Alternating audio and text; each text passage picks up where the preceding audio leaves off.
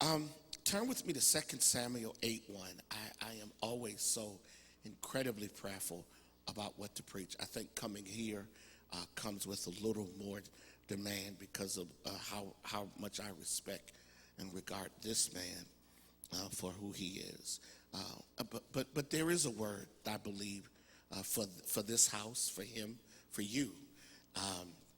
2 Samuel chapter 8, verse 1. I don't read a lot of scripture, and I'm not going to start anything new tonight. Verse 1 from the Good News version of translation. This is what I want to preach tonight from verse 1 of 2 Samuel 8. It says, sometime later, David attacked the Philistines again. That's what I want to preach. David attacked the Philistines again. Can you look at your neighbor? Say, neighbor, I have unfinished business. All right. I want to talk about unfinished business tonight. Now, I think this is imperative, and anyone who's going to ever fully grasp why they exist and why God trusts them with a new day will have to understand this. Here it is. We will all have to understand, grasp, embrace cognitively, consciously, that God has created us to do the extraordinary. I do not believe that any person in this room has been created by the infinite intellect to live a morbid, mundane, unfulfilling, frustrating, dissatisfying existence. I do not believe that God has allowed you to endure what you've endured and to survive what you've survived and to persevere through the pain and the pressure and the panic of life to somehow die or fizzle out. I do not believe, Pastor Joe, that somehow God would allow you to go through the frustrations that are attached to the development of your character and your integrity, and you not somehow arrive at a place where you can look in the rearview mirror and see successes despite failures and see victories despite defeats. The genius of your life is that God is trusting you as a steward of gifts and skills and capacity. He's trusting you as a steward of dreams and destiny and destinations. He's trusting you.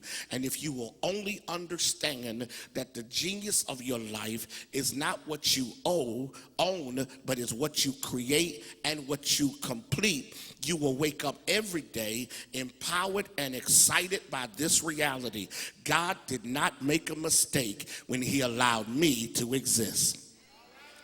The joy of your life is that no matter what you've had to go through, you are still the earthly expression and extension of the eternal. And he with purpose and with specificity ensures that everything that you go through is designed to perfect you for the purpose that is uniquely fitted and tailored to your DNA. So you need to wake up every day motivated and excited, thrilled that you are not somebody else, that God decided that I was so worth living that he would protect me even in my brokenness, my failures, my disappointment, my exasperation, to the point that the things that I did not complete in a previous season, he leaves me alive long enough to revisit that which appears to be an open wound or an open chapter, and he lets me live till I can put a period on it.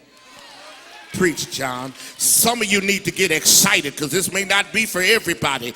There's some people in this room tonight that God has sent me here to tell you that you will finish strong. You will not fizzle out, but you will complete everything that is attached to your unique design in the earth. I don't care how much hell you had to go through, how many people have rejected you and disappointed you and walked away from you. I don't care how many people decided that there was a period when really there was a comma. I don't care how many people thought that your sentence garments was done when God was actually getting ready to write an addendum to it. I don't care how many people decided to close the book on your life. The genius of God is that because you are uniquely and wonderfully made in the imago Dei, in the image of the eternal, God has a reason for why he woke you up today. So get excited because you got unfinished business.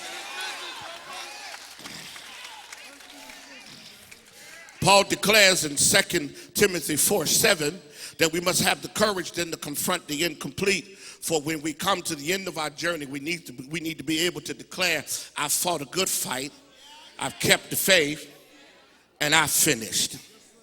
That means then that there are seasons in your life where your progress is actually adorned in the garments of regression. There are seasons in your life where the marvelous manifestation of the master architect is basically that you go back and finish. The returning or revisiting is not a statement of failure, but the non-negotiable requirement of God to fulfill the amazing destiny that is uniquely designed for you. God has meticulously created you with destination in mind, and sometimes things occur that distract and disrupt you from the fulfillment of the life you were birthed for. But because of your maturity, you are now capable of finishing what was placed in your hand. Here's what's amazing. Some of you have allowed life to get you off course, but tonight God is calling you back to a place where you will finish the very thing that you are assigned to. You will not die with that not done.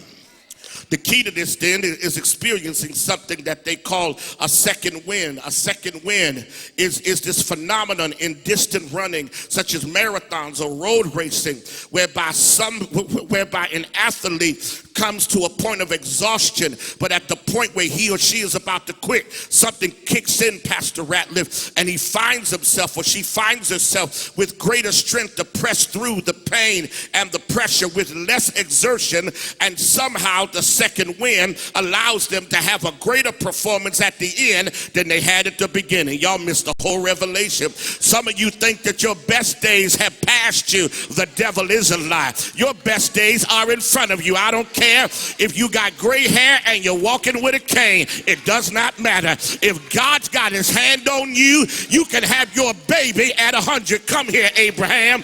God is not done with you. Can you slap your neighbor high five and tell him he ain't done with me? I'm about to get my second win. You ain't seen nothing yet. The stuff that looked like it would never be finished in my lifetime is not only going to be finished, but everybody's going to declare, I thought that joker was done, and I looked up and Joe Ratliff had a second win. Here's the power of your life. Is that God orchestrates and ordains then processes that purposefully planned and prepared for you brings you into a place of completion. And here's the power of your process. It allows you to go back and finish some things. Meaning that it's time to live again and love again and smile again and try again and succeed again and thrive again and start again. Why? Because there's some things you have to end so something new, unexplainable, and revelatory can be experienced. Some things have to be conquered so new battles can be fought and new enemies can be exposed. Some things have to be definitively dealt with so all things can become new, which will become your testimony. Some things have to ultimately be handled so you can finally declare that God is truly good to me. And that's where we find David. He is sitting perched in this place of prosperity and prominence. He is now king. He is now king. He has conquered many. But in the corridors of his mind, he hears the footsteps of an old enemy. The text declares that David, reflecting and ruminating about his life, still has this one thing left. And the Philistines had not been defeated. Watch this. Let me help you. Goliath had been defeated, but the Philistines had been defeated. Okay, you missed the revelation. Goliath had been defeated, but the Philistines hadn't been defeated. Okay, you missed the revelation. Goliath had been defeated, but the Philistines hadn't been defeated, which means that sometime you have in your mind something that you've dealt with, but you've not had total victory over it. So God sends us through a season that even in our unusual calm and unabated calm, in our unusual quiet and unabated calm, he requires of us, as he did with David, to go back and deal with the very thing that is still hanging over your head. Well, maybe this ain't for everybody, but there's somebody in this room that is supposed to finish something. I know you thought it was over, but I'm about to wake up the sleeping giant in your life and demand of you that God's got something for you to finish. Okay, you shake your neighbor's hand and tell him, I'm like David. I'm going to finish this. Even though the sunset appears, even though the sun appears to be setting and things appear to be coming to a close, I'm going to finish strong. Watch the revelation. Let me move quickly. Watch this. It's really interesting. It says that in 2 Kings, 1 Kings, David is sitting settled in his palace. Sitting settled in his palace, sitting settled in his palace. And God reminds him of what hasn't been fully defeated yet. Okay. I came to tell some of you that you think you've settled, and he's going to disturb you into a new season of instability. You'll catch it. Some of you think that you've gotten to the end of something, and he's about to awaken you to the beginning of something. You're trying to retire, and he's trying to get a little bit more out of you. You thought that you were settled, and God's about to give you a new dream, a new desire, a new passion, a new hunger. God's about to tap you on the shoulder and say, you know you're supposed to finish that before you leave here. I know you ain't want to hear this sermon tonight, but I came to tell you, you ain't done. You just got started, because the God that created you ain't finished with you yet. Here it is. And David goes back and attacks again. That again is a beast, because it means you can't ignore what you didn't do the first time. So here's the question, then I'll be done, because you look like you're tired of me and I'm just tired. Here it is. What inspired him to attack again?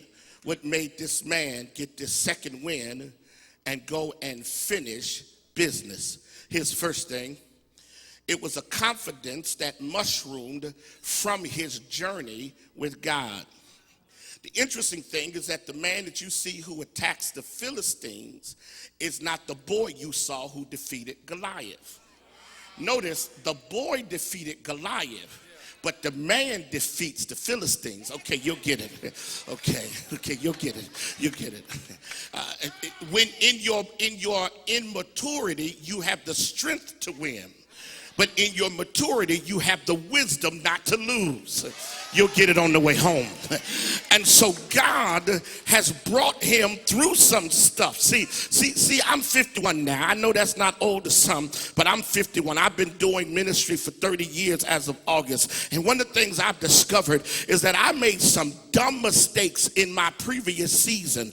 But in this season, because I understand some dynamics of the process, I am able to patiently manage some things, because with wisdom comes patience. I need somebody to get this, because the older you get, you don't let folk get you all riled up and upset. You just look at them and go, dang, ain't no big deal. Do you understand how small that is compared? You still looking at Goliath, and I'm talking about Philistines. You'll get it. You still dealing with little bitty stuff, but because of who I am now, I don't deal with little bitty stuff. I deal with big stuff now.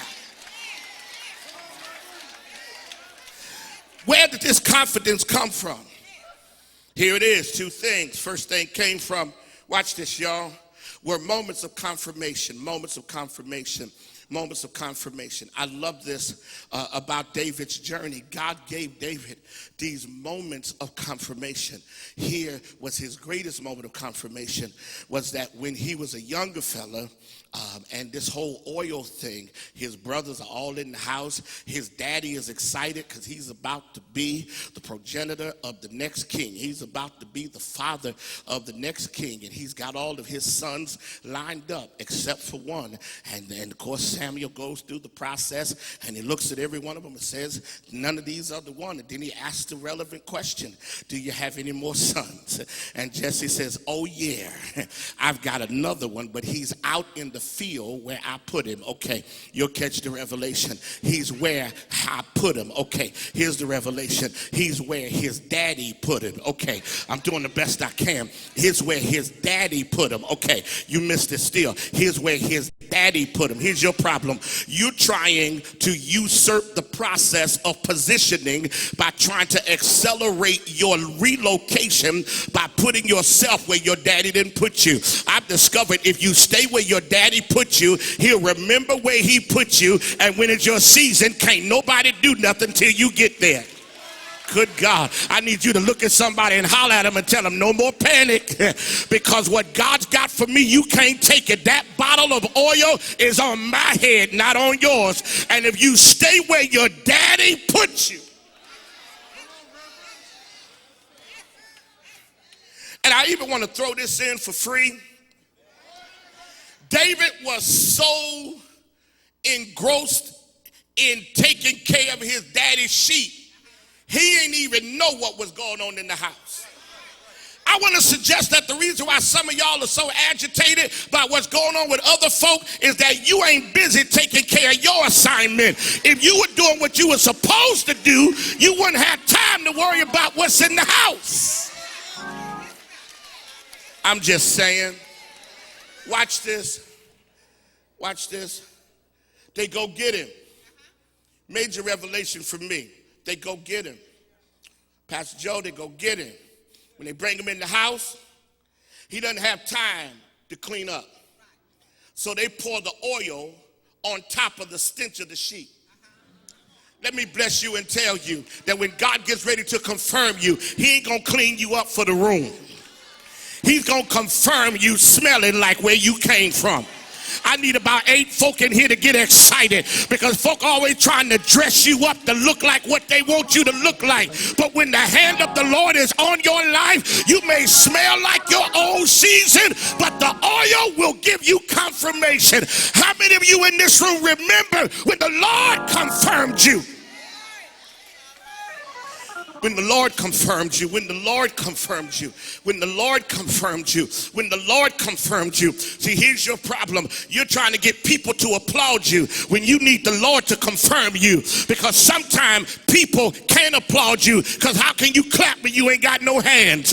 You sitting around here waiting on folk to tell you that you're okay. But I discovered if you have discernment, the voice of God will confirm you even when you're in the midst of your enemies.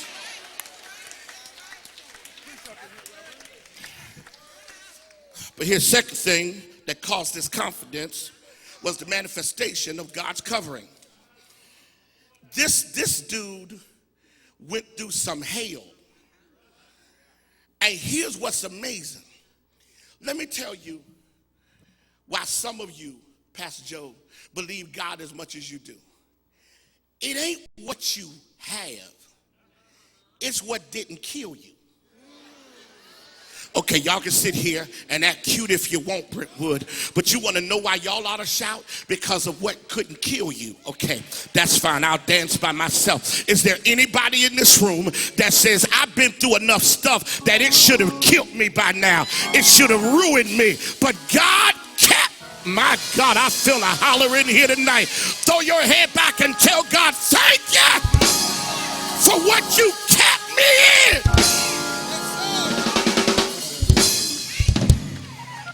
Come on, y'all be seated. I'm trying to get to end. Here's what messes your enemies up. Here's what messes up the folk that don't like you. What messes them up is the fact that they know what's against you, but they can't seem to figure out why you keep bouncing back.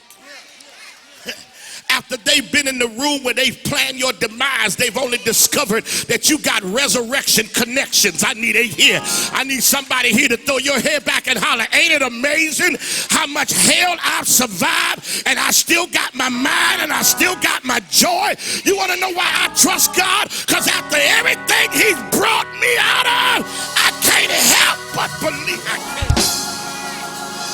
So every now and then when I come to church, if you don't want to shout, I'll shout by my doggone self, because I'm a living witness that the Lord is able to do exceedingly abundantly more than you could ever ask.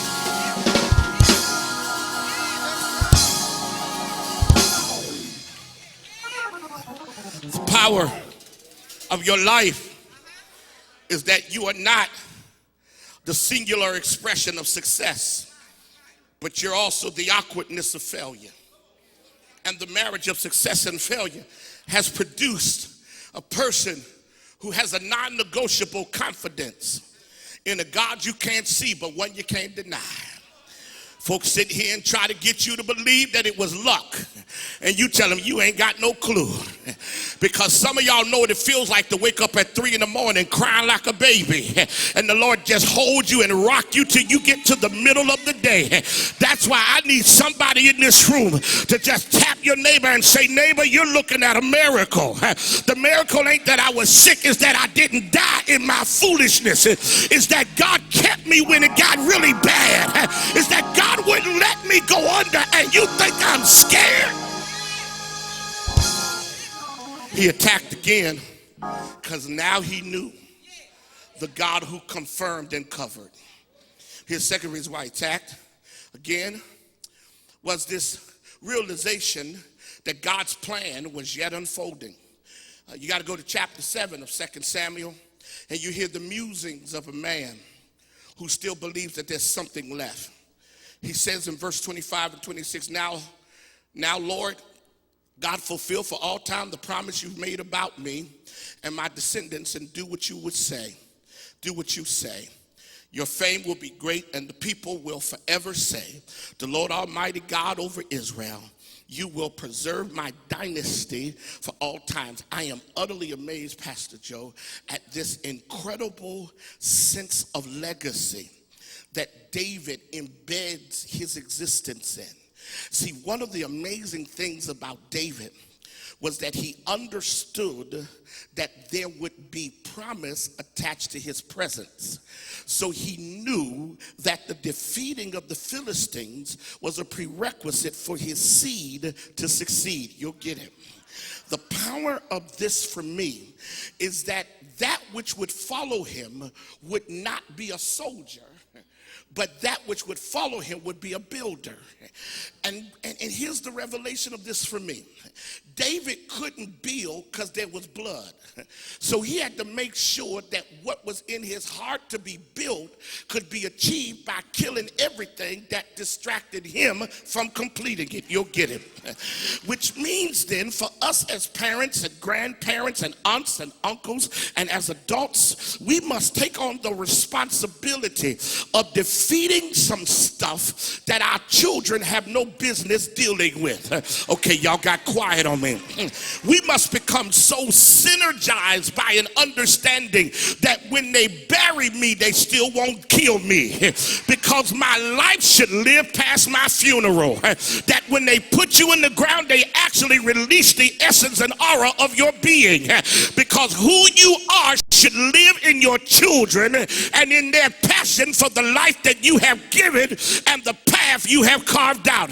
In far too many African American families, we have no sense of destiny and legacy.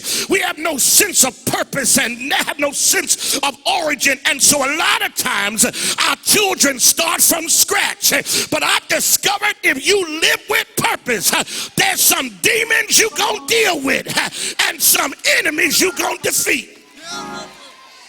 Yes, sir.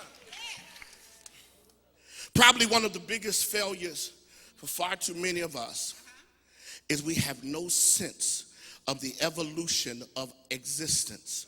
So we don't embrace this idea that my assignment is to make better so my seed won't have to deal with what I had to deal with. We've lost that generational continuity of improvements and enhancement, meaning that my sacrifices will eradicate certain barriers so my children can thrive. My seed must not be worse than me. I don't need to live like a king and my children live like paupers. The devil is a lie. I need to elevate their mindset, expose them to excellence, challenge them to think differently about life, give them a strategic, meticulous understanding, make them cognitively or consciously aware that greatness is in them, and then put them in cultures where that which is great can be embedded in their spirit, so that when life gets tough, they got enough stuff in them to fight the battles that they gotta fight. Preach, man. At some point, you gotta love your children enough to give them your soul, your spirit, your wisdom, your fortitude, your perseverance.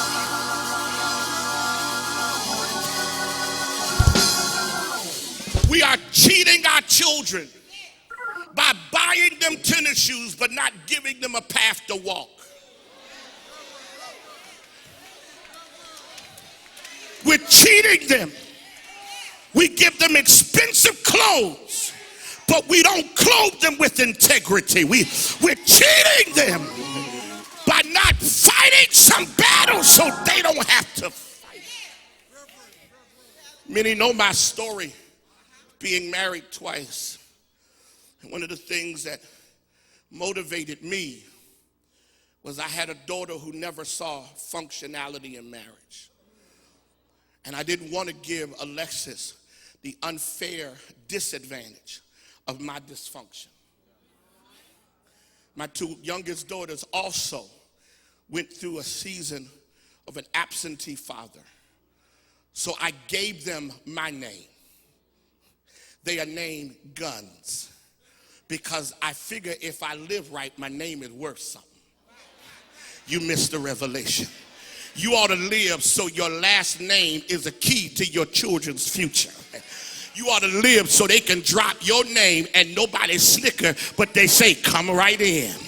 You ought to live, well, y'all ain't helping me here. This is half the problem with black folk.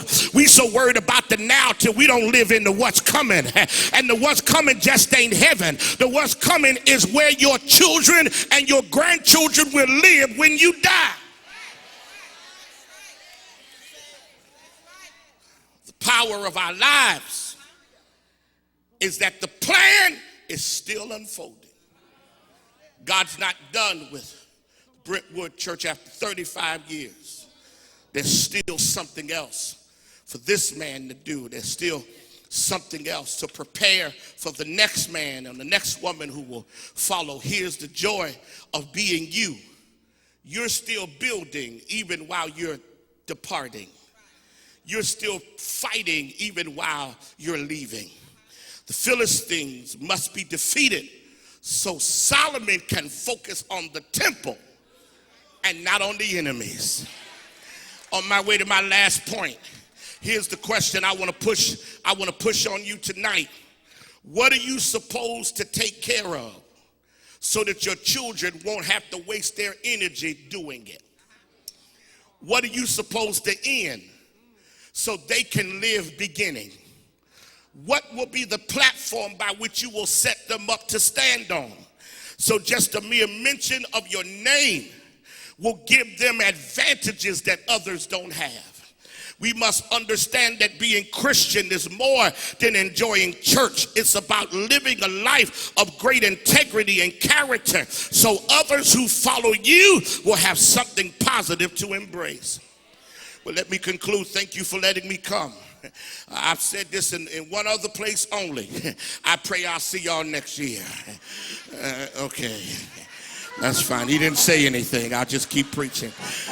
Maybe I overstepped my bounds. I'm sorry. I apologize.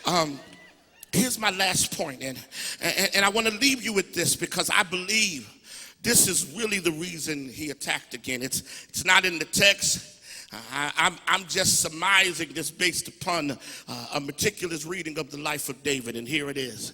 I believe David attacked again because he possessed an insatiable desire to please the God who still had him employed. See, you must understand, David was a man of mistakes. David was a man of failures. The promise of God was extraordinary, but the mistakes of David were equally extraordinary. In fact, there were times when David's mistakes cost people their lives. There's a man who died because David, as king, did not manage appropriately the transporting of the Ark of the Covenant. David made mistakes, and David really should have been fired. But I'm so grateful that God gave me hope by keeping David on the payroll when his mistake should have got him kicked out. Now, before you sit here and get grown and wonderful, everybody in here should have been fired. Or you can walk up in here like you ain't done nothing today.